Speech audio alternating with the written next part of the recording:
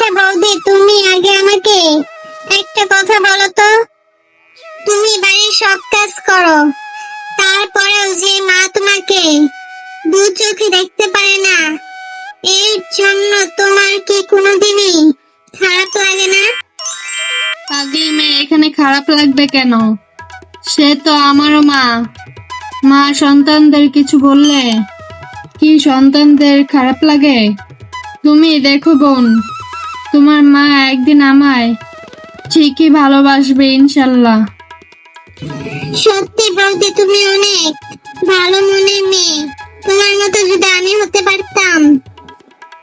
মেয়েদের শ্বশুর বাড়ি হলো তাদের আসল ঠিকানা, তাই শ্বশুর বাড়িতে মুখ কান বন্ধ করে থাকতে হয়।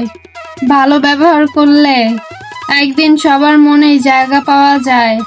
তুমিও তোমার শ্বশুর বাড়িতে গিয়ে আমার মতো করেই থাকবে। আমি তো তোমার মতো এত কাজ পারি না বৌদি। তাহলে আমি তোমার মতো করে কিভাবে থাকবো শ্বশুর বাড়িতে গিয়ে?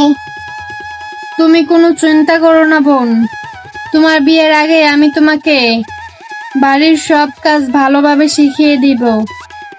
হ্যাঁ বৌদি, আজকে থেকেই আমি একটু একটু করে কাজ করা শুরু করব, আর তোমার সব কাজে সাহায্য করব। তুমি আপত্তি করবে না তো? আচ্ছা ঠিক আছে, কিন্তু তোমার মায়ের কাছ থেকে একটু লুকিয়ে কাজ করবে, মা যেন দেখে না ফেলে, কেমন? ঠিক আছে বৌদি, আমি লুকিয়ে সব কাজ করব।